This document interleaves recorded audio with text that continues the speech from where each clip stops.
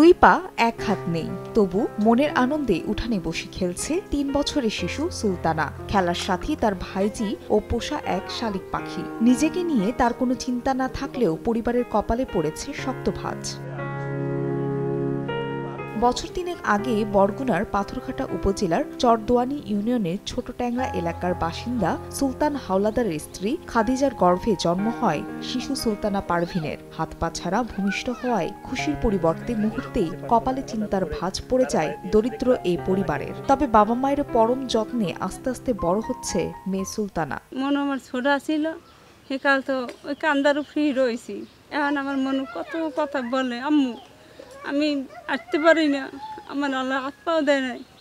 আমি কই মা তোমার আল্লাহ এরম দিয়েছে না, আমি কিছু করছি? কয় না তুমি কিছু করো না, আমার আল্লাহ এরম দিয়েছে, কি করবো মা? এখন মনে তো কইতেছে আমি ঘরে বন্দি থাকি। বিকাশে কম খরচে ক্যাশ আউটের লিমিট বেড়ে 50,000, প্রিয় এজেন্টও 2টা।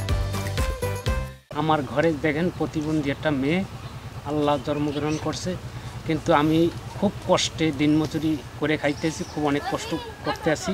আমার মেয়েটা ভবিষ্যতের জন্য সামনে আর কি হবে না হবে এটা তো বলতে পারতেছি না, তবে ওরে আমি একটু লেখাপড়া করাইতে চাই।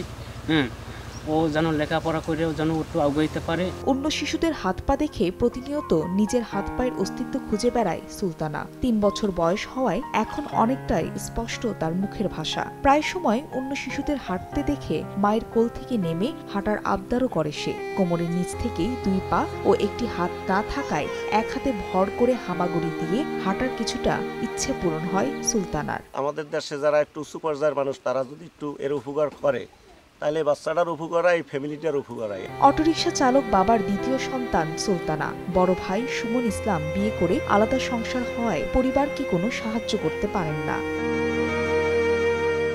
সময় সংবাদ, বরগুনা।